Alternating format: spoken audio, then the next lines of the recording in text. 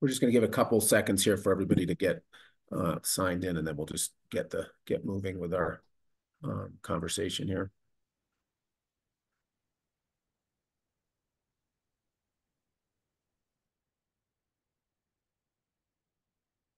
Okay. I can see that most folks are connected, so I'll just get going. So want to welcome everybody.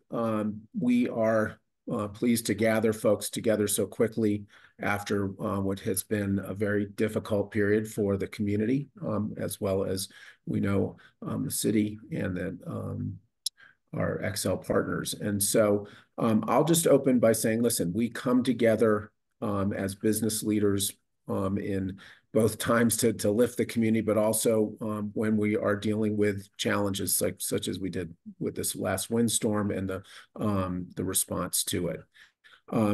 I will say right from the start, Xcel is a partner with us in providing critical energy services to our community.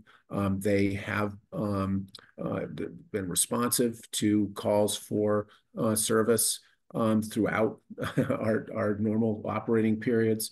But this was an unusual circumstance, and I think we'll all recognize that they, in many ways, were taking actions that they felt were appropriate, given the risk to the community.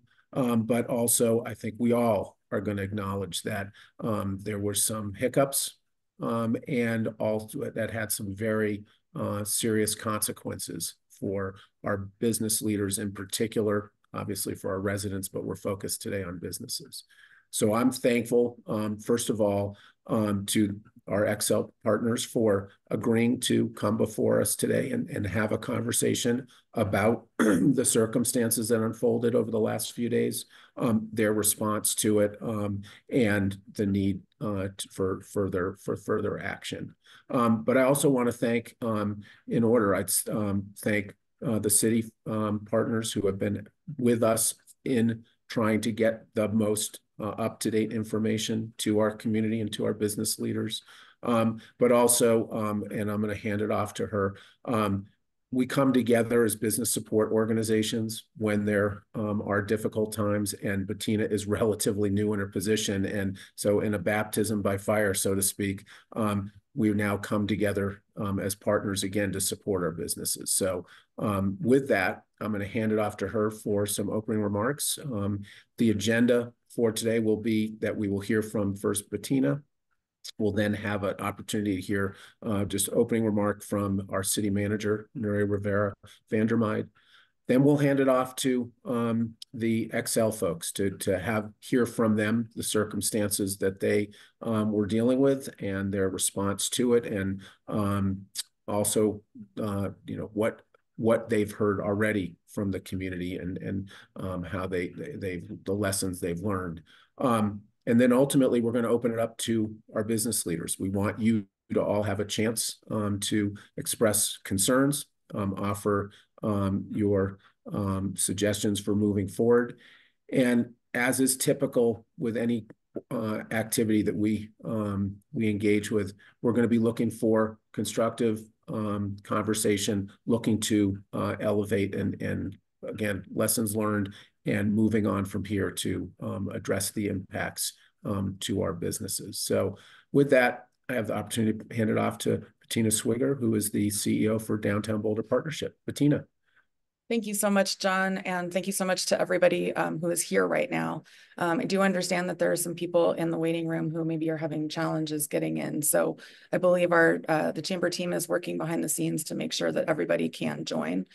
My name is Bettina Swigger. I am the relatively new CEO of the Downtown Boulder Partnership.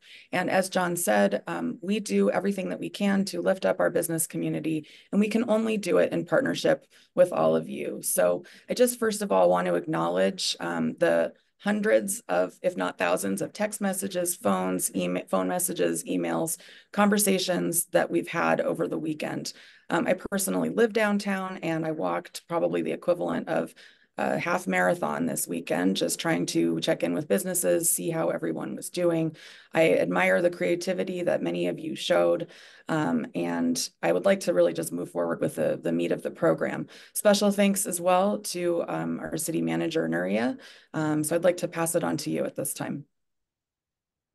Thanks so much, Bettina and John, and thanks so much for inviting me. And I'm gonna try to get out of the way because I'm here to listen to you. And Robert, just can't thank you enough for taking the time to meet with folks. I'll say there will be time to talk with the city at some other point, but um, I am just so thankful for these opportunities to see community come together.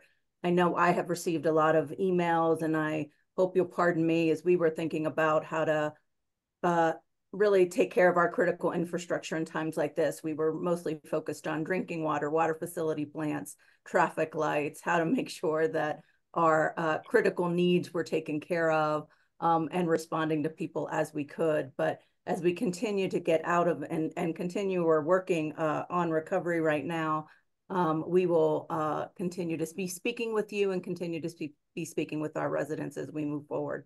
So thank you for your support, John and Bettina, and our Xcel partners as we continue to move forward. And I will shift it over to you all for what you really want to talk about. Great. So Robert, do you want to take it away from Xcel?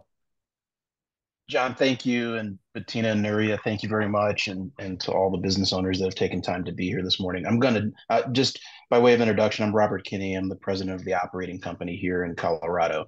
What I thought I might do is just give you a status update of where we are and a little bit of the decision-making process that drove why we did what we did and what we have seen subsequently. I'm going to do all that very quickly because I want to leave the bulk of the time for your questions.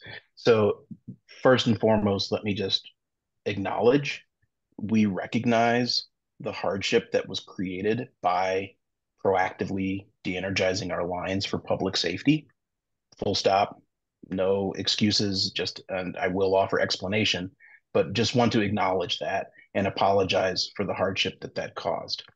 Having said that, I also just want to give you a status update of where we are today. As of 8 o'clock this morning or thereabouts, we have reduced our outages to approximately 49,000 customers. That is down from a high of 150 plus or minus thousand customers at the height of the storm. So the windstorm event began at 3 p.m. on Saturday and lasted through noon on Sunday. And the windstorm event caused significant damage to our equipment, that's poles and wires. And we aren't able to begin patrolling the lines until the wind event concludes at noon. And so I know some folks have asked, why does it take so long for restoration to happen? And the reason for that is because when you have a wind event like this, where we've made the decision to proactively de-energize those lines, our coworkers have to physically go out and put their eyes on those lines. As you might imagine, if a line was down during the windstorm, if we were to re-energize that line remotely and it's laying on the ground in fuel, it could ignite a fire. And so we have to have qualified electrical workers and line workers go out physically and patrol the lines. And that was about 600 miles of line that were impacted by the public safety power shutoff that we had to physically start looking at. Couldn't start doing that until the wind event was passed. So that began at noon on Sunday, but we had already started pre-positioning crews to be in a position to do that inspection as soon as the wind event was passed. We currently have 500 field personnel that are out in the field right now, patrolling lines, inspecting for damage. Where they are able to re-energize those lines, they're re-energizing them. Where we see damage, they are replacing poles and wires. We do expect to be 90% and probably in excess of 90% restored by the end of the day today. So that's where we are, kind of a little bit of the process. I want to just maybe proactively answer the question that we've received about why, given the fact that high winds are common, do you have to proactively de-energize the lines? And what I will say as briefly as I can without getting into all the wonky details, we do see normal winds, high winds in Colorado and in Boulder in particular. This windstorm was extraordinary in that we were seeing and forecasting potentially record-breaking winds that were in the top 3%. So if you have high winds that are in the top 3% of what we would expect, And then you lay on top of that lots of fuel in the form of vegetation that is lacking moisture. So very dry fuels and the high winds coupled together, that gives you a high likelihood of fire danger. So if there is an ignition coupled with those high rate of speed of the winds, you would expect that a fire could ignite and then spread very, very rapidly. And given that high risk of catastrophic wildfire, it was the prudent thing to do to de-energize the lines in the location where the risk was the highest. So there's a lot of detail that goes into that, but I thought that rather than hear me talk, I really want to hear and capture your feedback. I know we have limited time, and so we may not get to every question today, but I believe we're committed to capturing that feedback, and I'm expecting that this will not be the last conversation, just a first conversation. So with that, I would welcome your questions and your feedback. Great. Robert, what we're going to do is ask everybody who wants to ask a question to please raise their hand, and then we'll call on you in order. And just though want to also acknowledge that with appreciation that the Xcel staff who we were able to be in contact with. So Iffy Jennings, who's our local representative, as well as Holly. So I'm just going to now start to call on folks. We do have other questions. I know Bettina has in particular other questions that we from folks. So I'm just going to ask Bettina, did you have any questions you wanted to just kick off the conversation with? Yes, thank you. And we also want to definitely acknowledge that we understand and that not a decision that was made lightly. I am a newcomer to this community, but I understand that we have been devastated by fires before. And so we respect and acknowledge that there are experts in this field who make calls that we as maybe business owners and advocates are not able to make. Most of the challenges over the weekend came from the communication and the lack of timeliness there. And particularly in the downtown area, it seemed as if there was an arbitrary nature to which areas were de-energized and which remained on. And we just didn't know which parts were going to be on and which part were off. So I'm wondering if you could maybe give us some technical information at like a third grade level so we can understand about why some parts of a block would be de-energized and some parts would not.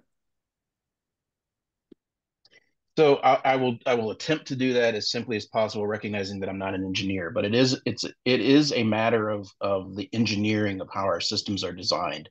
It could be the case that a particular feeder serves one side of a street, while a completely different feeder will serve another side of the street. And as we are analyzing which feeders are the riskiest or which feeders merit de-energizing, it could be the case that some businesses are on that feeder, and that feeder might be serving multiple customers for multiple different miles, while another feeder might be serving customers that are located nearby, but it's not as long a feeder. It is not subject to the same risk as that other feeder. And so it's really a matter of the engineering of how our system is designed. And I think if it is the case that folks would like more detail in how our system is designed from an electrical engineering standpoint, I think we would welcome the opportunity to get into more detail and explain that. Thank you. I think there are some questions in the chat that we might address before we go to the raised hand function. There were some challenges also with a map not being released to the public.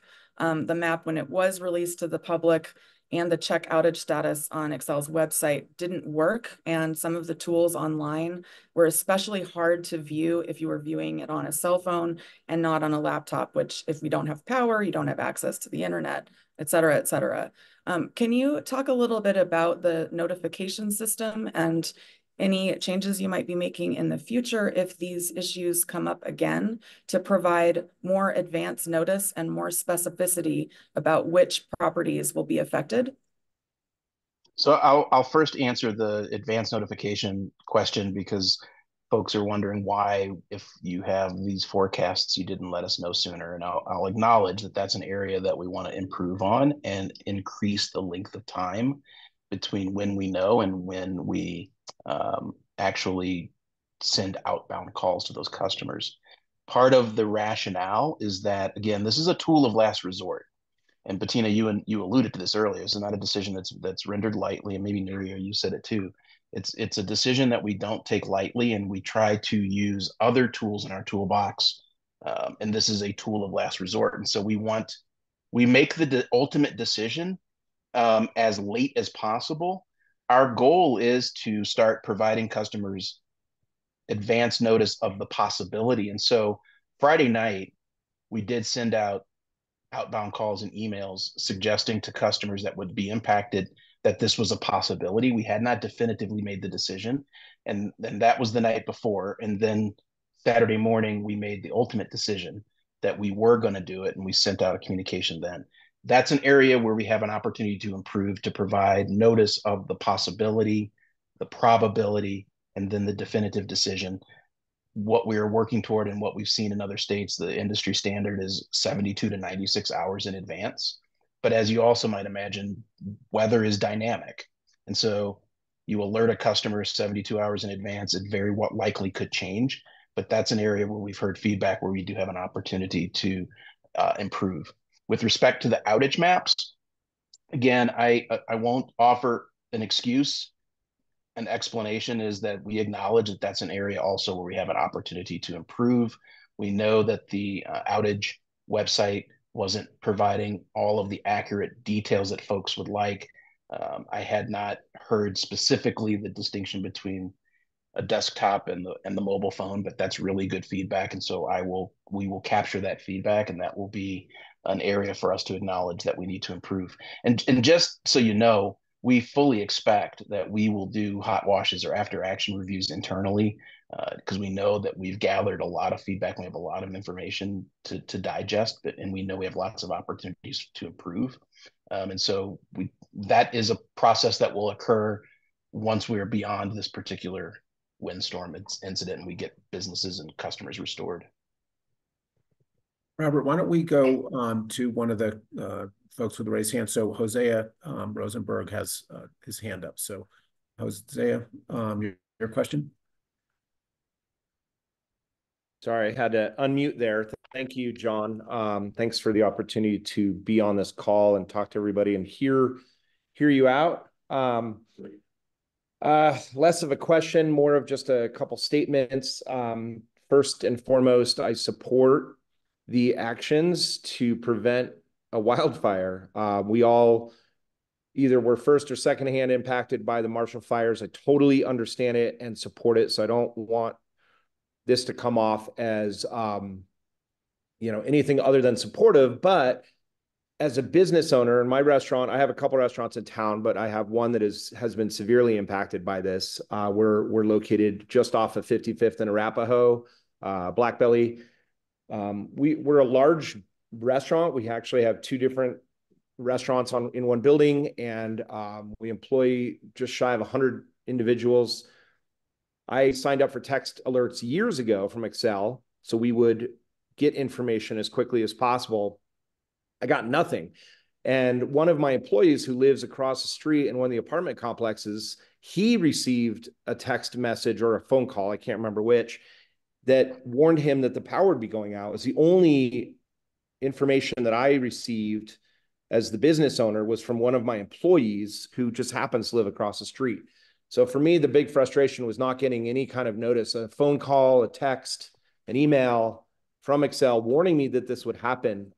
We have $50,000 to $60,000 worth of food in our building that is under refrigeration. And if you know food code, you have about 4 hours to save your product, or you have to throw it all away.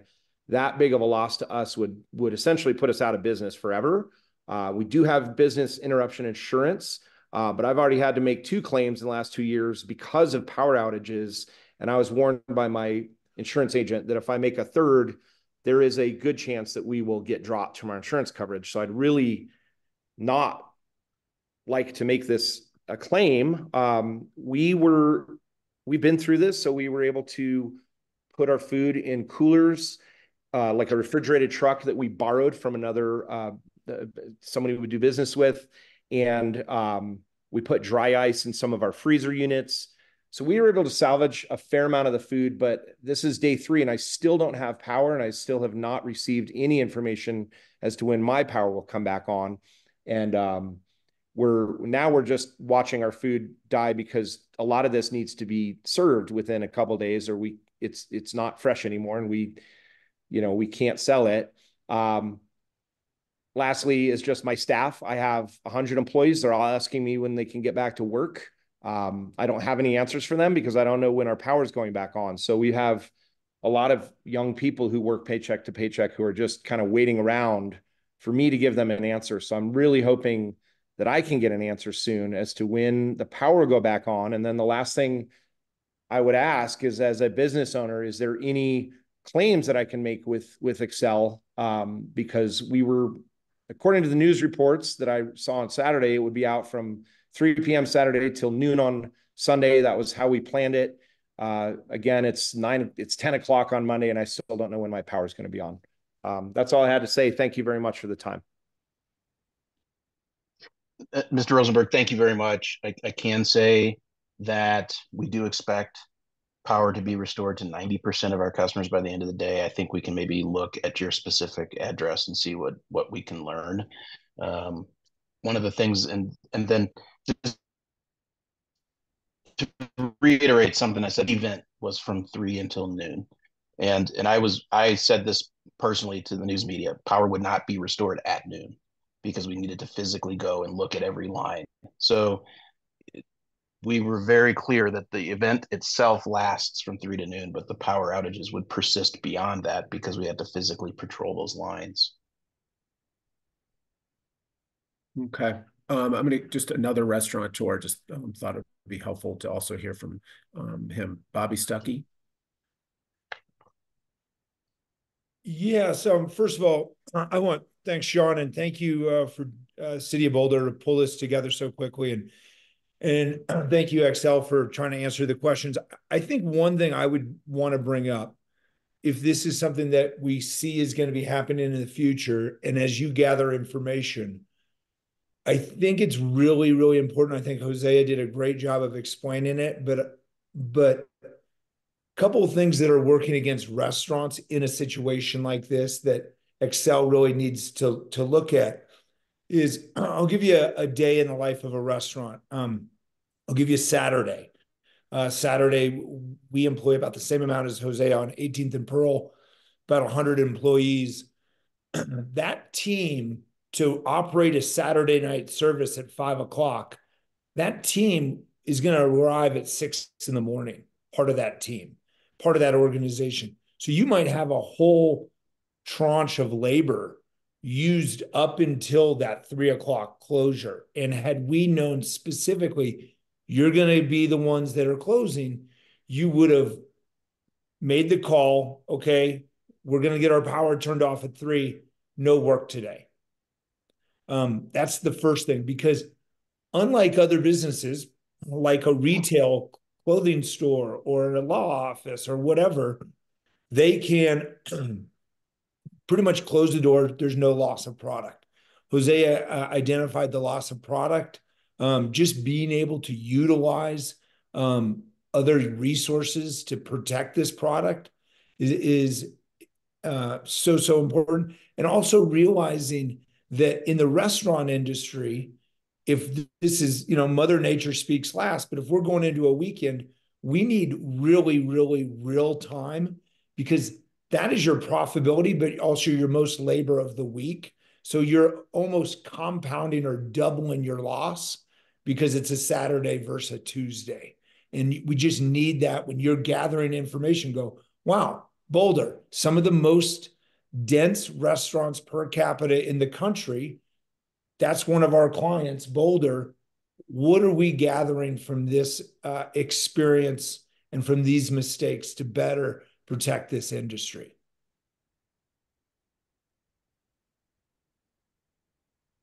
Well, let me say, I think what I'm hearing is advance notice as far in advance as possible is what's required. And I'll acknowledge that, you know, this is not the first time we've done this as a company. We've done this in other parts of our service territory, but it is the first time that we executed here in Colorado. And being able to provide as much advanced notice as possible is absolutely what we want to work to. And we realize that we weren't able to do that this time.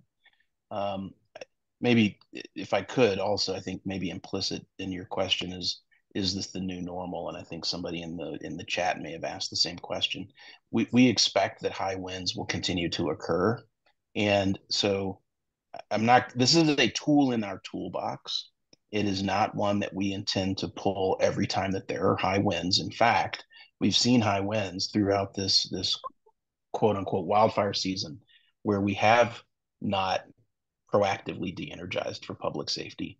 It's in circumstances where the winds are exceptionally high, in excess of, upwards of the 97th percentile or the top three, coupled with the low fuel moisture, which creates a high likelihood of a wildfire occurring if there's a minor spark. And so we're not going to do this every time high winds are expected, but it's high winds that are in excess of what's the norm, coupled with low fuel moisture.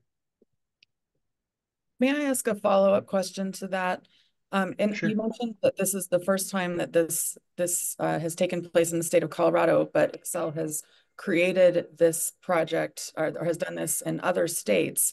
What was some of the after action impact studies or follow-up that you did with affected businesses in those communities where you proactively turned off power in communities? Were there any kinds of claims for lost income or any provisions for food spoilage, et cetera?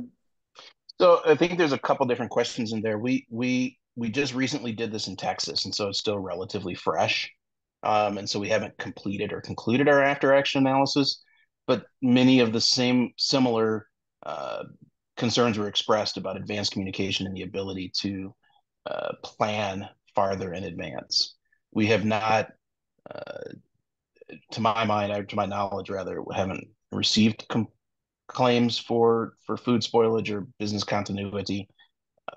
So I don't, that hasn't occurred yet. I will say, just as a matter of uh, our learning, we want to continue to take in the information and continue to receive your feedback, and we will do our own after action internally. I expect we will also have after action reviews that we conduct in conjunction with our emergency management personnel as well. Robert, there's a few questions in the chat that relate to the contact outreach and not getting calls and directly. Can you speak to just what you've learned through this process and what kind of improvements might you consider going forward? We need more communication. We need to make sure that our website is accurately providing outage information. One of the things I do think we need to do is make sure that we're communicating with customers more frequently to make sure that they're updating their emergency contact information. I think Mr. Rosenberg said that he signed up for text messaging, but it was one of his employees that received the notification. I don't know why that is, and that's something I want to look into. I'm hearing that we've got a lot of improvements to do around comms with our customers. And so and I've heard that from others over the weekend. And so that's probably one of the biggest pieces of feedback that I'm hearing. Okay, I'm going to turn it to the mayor of downtown, George Kerkian, under George. Yes, thanks for allowing me in. I must tell you, I've been downtown in business for 45 years. This event, not the windstorm, but the handling of this event is the worst handling of any disaster or near disaster in history down here. I must tell you, I'm the one who was out on Pearl Street telling businesses that they may be needing to close soon. I, in fact, was on the phone with Nuria about something different. And I asked her what she knew, and there was a lack of communication, evidently, with your company and the city of Boulder. I called Bettina, who is the head of downtown, and I said, "Do you know what's going on?" Bettina, who you should have been on the list to call immediately, knew nothing about it. So I said, half of Pearl Street is shut off. The other half is on. I understand why you in your head thought you should do this, whether it's recent problems that have occurred with fires. That's your call. Your communication deserves an F. And it was horrible downtown. People did not know what to do with their businesses. People were closing prematurely. Employees for restaurants were sitting around waiting for electricity to go on. I must tell you, Robert, I don't know you. I have been a big supporter of Xcel over the years, but if I had an alternative right now, I'd be changing to them. This is awful. My daughter's electricity in Lafayette just went on. And we were trying to get medication at a Safeway, and it was closed. I'm sorry. You have some real evaluation that needs to go on. And I would suggest there's multi-millions of dollars of claims that can and should move forward because of a lot of it, your lack of communication, not the shutdown, the lack of communication. Robert, this has been awful for us downtown. And oh, by the way, I have no idea my business downtown had electricity throughout this whole event when my neighbors didn't. So bad situation, bad scenario, bad handling, and wow, you've got a lot of work to do on your end to get this cleaned up. George, thanks. I think Robert, obviously you're hearing a lot of the frustration. I'd say effectively captures some of the disappointment. And so I also just want to hit on one of the key issues he raises as well. It seemed like it was rather disjointed in terms of the service cutoff. And I saw a question by the Bradley Hotel about that. So maybe if you can, address the broader concerns that George articulated, but then also maybe that more technical question as well. Yeah, and the technical question is, one that I would need to have a better understanding of what circuit you're served by versus your other colleagues across the street or your neighbors across the street. I will just embrace and acknowledge the feedback. We have a lot of opportunity to improve our communications. There's a question in the chat that maybe misunderstood what I said. We don't have a system in other states for a 72-hour notice protocol. I'm saying other utilities have done that, and it's been and so we're building up that muscle. And we didn't have 72 hours advance notice in this circumstance for a couple of different reasons. Partially because, again, this is a tool of last resort, and so we wanted to activate this tool only if it was absolutely necessary, and after we had made sure that we had the analytics to justify it. And so, again, we know that we've got a better job to do with communications, and I will just acknowledge it and say, I just acknowledge it. Robert, there's another question that comes up in the chat, and that relates to the undergrounding of the power lines. And obviously the interest in seeing that as a preventative measure, but just understanding where things stand on that front. So we are using undergrounding as a tool in some parts of our service territory. And so, yes, power to underground. I don't know that power to underground lines was in fact shut off, and I don't know that to be the case. I do know that we are making decisions to underground where the risk reduction makes sense. We also are making sure that we replace small gauge conductor with larger conductor that is then also covered. So we're replacing bare conductor with covered conductor. It's a couple of things. There are some places where undergrounding does make sense. There are other places where undergrounding may not be the most cost-effective way to mitigate the risk of wildfire. The other thing to keep in mind when you do underground power lines, you are reducing risk of wildfire ignition. You're creating reliability concerns as well, because if those lines do fail, you have to then go in and dig up that infrastructure, and so it adds to the time to fix and repair. And so there's trade-offs to be made. Interesting perspective. Kevin Daly has his hand up. Hi everyone. Thank you. My name is Kevin Daly. I own 3 restaurants in downtown, 2 in downtown Boulder, and 1 in downtown Boulder, and 1 in Hold on. Let me just mute somebody here. Can you please? Yeah, thanks. Just Good. as if we were never notified, we found out similar to Hosea.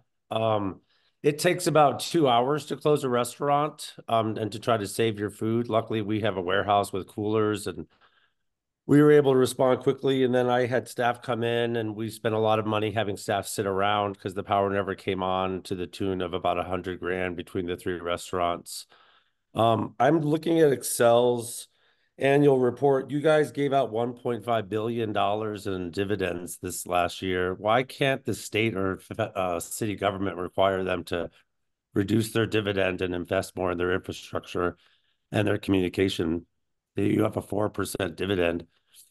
At $555 million, that's $1.5 billion in dividends. The other question I have is, why wasn't security provided, given the resources you have to direct traffic? And for the city, where were the police? I saw no police directing traffic until late in the afternoon on Sunday. And why can't we require the utility work more closely with government? Why was the government kept so much in the dark? Maybe I'll work backward from the last question, maybe to the extent that I can. There was no intention to keep the government in the dark, and I know Iffy and Andrew and Holly were in close contact with the emergency personnel. Could we have done more? Absolutely, but there was no intention to keep the government in the dark. It's harder to answer the question about the payment of our dividends. I can say the payment of dividends doesn't prevent us from making investments in our system, and we are making those investments in the system. And I would actually maybe add that the payment of dividends is what investors expect to give us the dollars that we need to be able to make the investments that we have. It's a capital intensive business. We issue debt and equity to be able to fund our operations.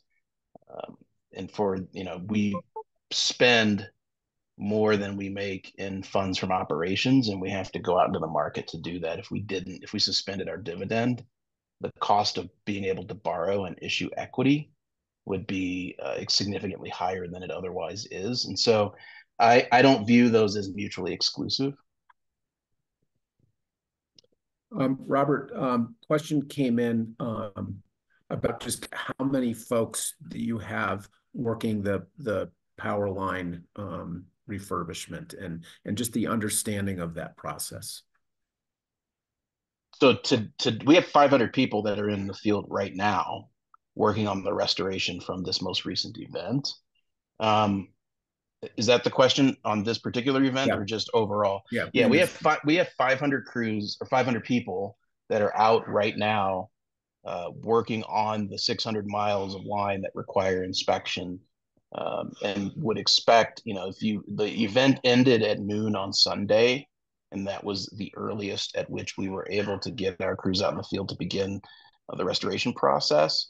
And so from noon yesterday through the end of the day, we would expect to have 90% of our customers restored. I'm going to call on Christy Hinchis with Fraser Meadows. Hi, thank you. So Fraser is a senior living community where we are responsible for 500, frail elders essentially. And we like is a similar story. We found out about the outage actually randomly by Facebook 2 hours before. We contacted Xcel immediately, and we were told that we would not be included in the power outage because we are a senior care organization. 1 hour later, we were notified that we would in fact lose power. So we had 1 hour to prepare for how to care for 500 older adults. And, we obviously have, some generators for emergencies, et cetera. But we were also having trouble getting a diesel delivery to keep our generators going.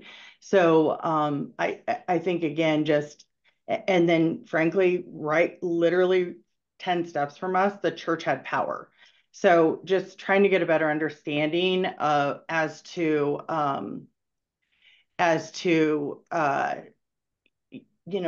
how it was decided, who would be without power. I mean, it makes no sense. We were surrounded by people with power, and we were not.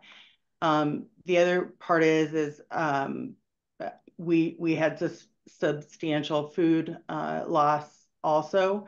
And my understanding is that there is like a link that you can go on to submit a claim to Xcel, and I just wanted to get that clarified. But primarily just, is there a way to exclude or give more notice, especially to an organization like ours where we have the health of others in our hands?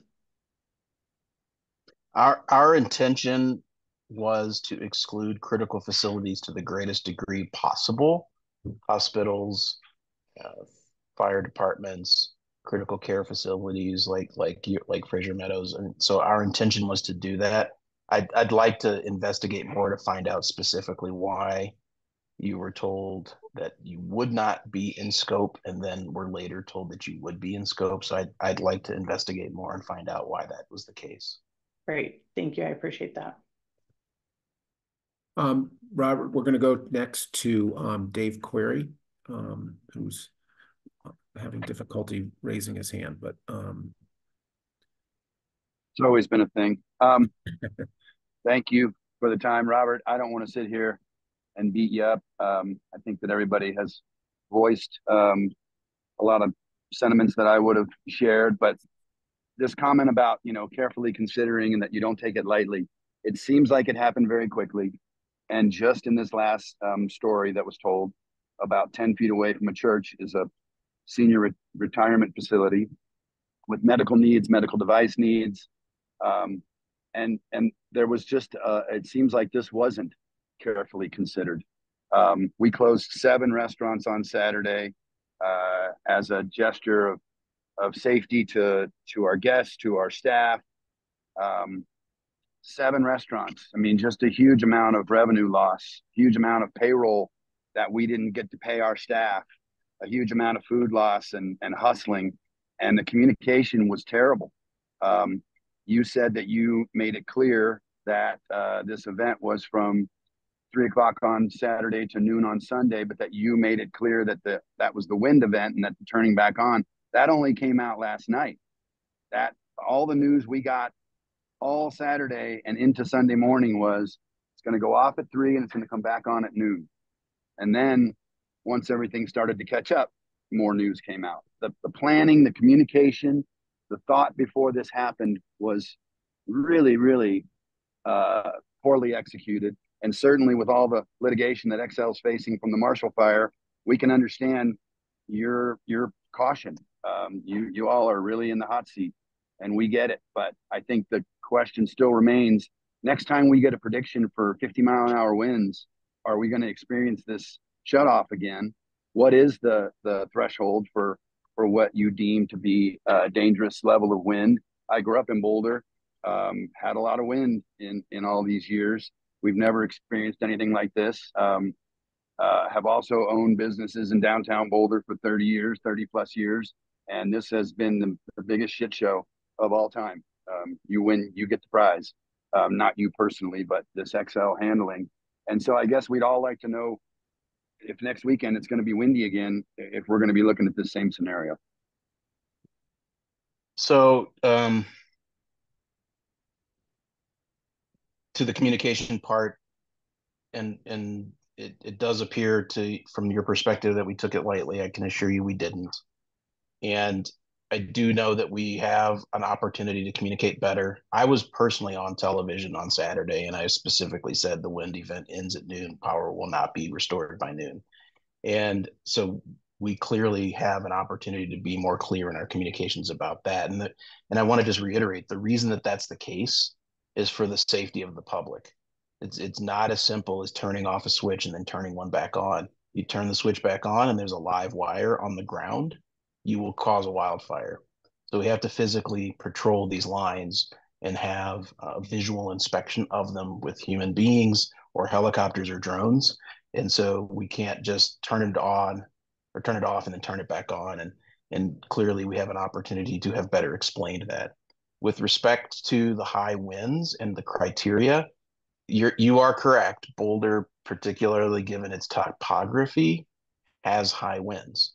And you're correct. It is the case that we've not executed a proactive de-energization for public safety until now. And the reason that is the case is that you have top 3% of high winds, and that's in excess of 60 to 70 miles per hour thereabouts. In some parts of our service territory, we did see some gusts in excess of 90 miles per hour. But then you add to that the dry fuel conditions.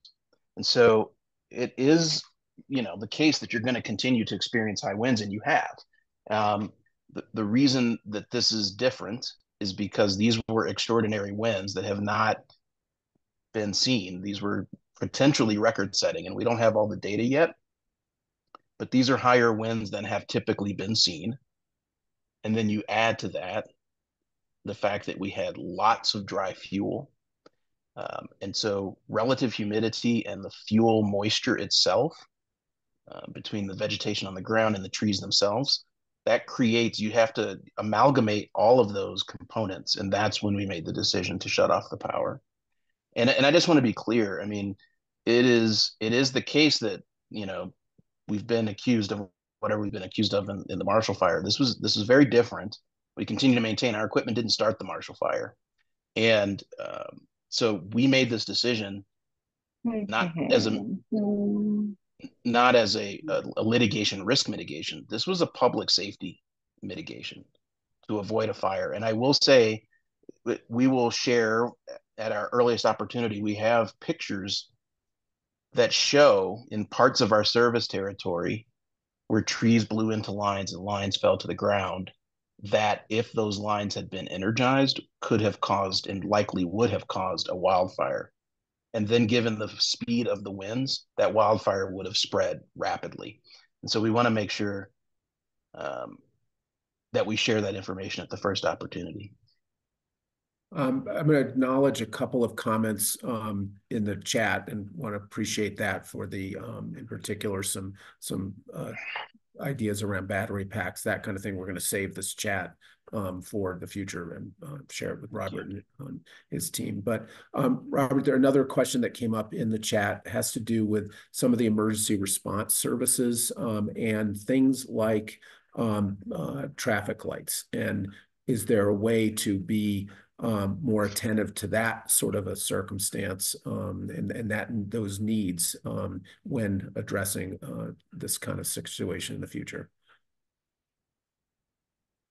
So that's an area where I think we can figure out some ways to improve as well. I think some of that might have been enhanced by earlier communications to allow law enforcement to position themselves at intersections. One of the other things that we can explore, and what we are actively exploring, are ways to be more surgical in where we would execute a PSPS. And I don't know that would have, if we would have been able to isolate feeders that feed traffic lights. But I think one of the things that early communication, I think, can solve a lot of the issues that we're describing. And so I want to just say I'm hearing that. I acknowledge that fact, because we recognize, and I'll just maybe make one other small point. We do recognize that when you enact a public safety power shutoff, there are other challenges and risks that get created, like the absence of traffic lights. And so it's one of the primary reasons why we deploy this as a tool of last resort. Robert, Bettina, do you have a question?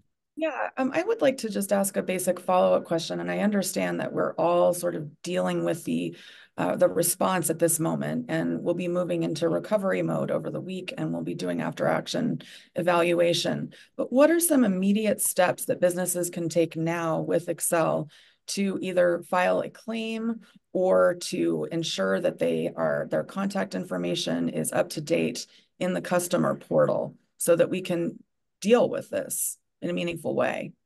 Yeah, I think that's a great question. One of the things that we absolutely should do, and I think we can do that right after this meeting, is provide links to where your emergency contact information can be kept up to date, because that's very important too. Because we've heard from folks that, if their cell phone numbers change or if their contact information changes, they didn't get contacted, and so that's something we can remedy. I'll say on the claims process, our tariff in normal circumstances where we have windstorms does not provide for reimbursement of food and those types of losses. And so we have a claims process, but I will be transparent up front in saying that when we have outages, our tariff doesn't require us to pay those types of losses. So I think we can share a link to where the claims process might begin, but I don't want to set expectations. Yeah, I know that there will be interest in. Bettina and I have talked about how do we provide guidance to our businesses on cost recovery. So maybe that's a communication that we can have following the meeting, Robert. But just where other resources might be available too. So just another question that came up in the chat. How do you get your information on when to make the decision about cutting off service? And then there was just a very specific question about when did you make that decision this time? So it's a combination of our own internal meteorological resources coupled with the National Weather Service. And then we add, so that's where we get the information about the wind speeds and understanding the location of those wind speeds. And so National Weather Service will issue red flag warnings or high fire danger.